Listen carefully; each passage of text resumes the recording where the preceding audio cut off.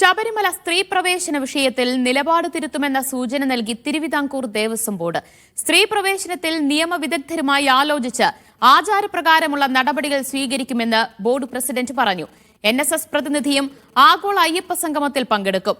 ആഗോള സംഗമം തെരഞ്ഞെടുപ്പ് മുന്നിൽ കണ്ടുള്ള നീക്കമാണെന്ന് കോൺഗ്രസ് നേതാവ് കെ മുരളീധരൻ ആരോപിച്ചു.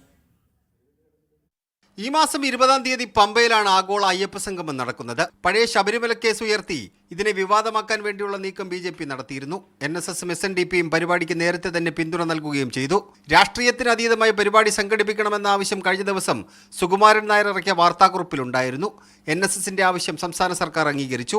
ഈ പശ്ചാത്തലത്തിലാണ് NSSന്റെ പ്രതിനിധിയെ പരിപാടിയിൽ പങ്കെടുപ്പിക്കാൻ വേണ്ടിയുള്ള തീരുമാനം നേതൃത്വം എടുത്തിരിക്കുന്നത്. ശബരിമല സ്ത്രീ പ്രവേശന വിഷയത്തിൽ നിയമവിദഗ്ധരുമായി ആലോചിച്ച് ആചാരപ്രകാരമുള്ള നടപടികൾ സ്വീകരിക്കുമെന്ന് ദേവസ്വം പ്രസിഡന്റ് PS പ്രശാന്ത് പറഞ്ഞു. ശബരിമലയിലെ ആചാരാനുഷ്ഠാനങ്ങൾ ബഹുമാനപ്പെട്ട സുപ്രീം കോടതിയെ ബോധ്യപ്പെടുത്താൻ പരിശ്രമിക്കും.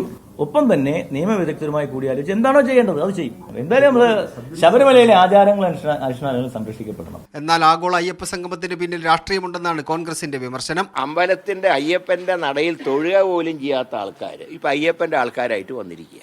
ഇത് എലക്ഷൻ കണ്ടുകൊണ്ട് മാത്രമാണ് വിശ്വാസികളെ സംരക്ഷിക്കുക എന്നുള്ള നയമാണ് ഇന്ത്യൻ നാഷണൽ കോൺഗ്രസിന്.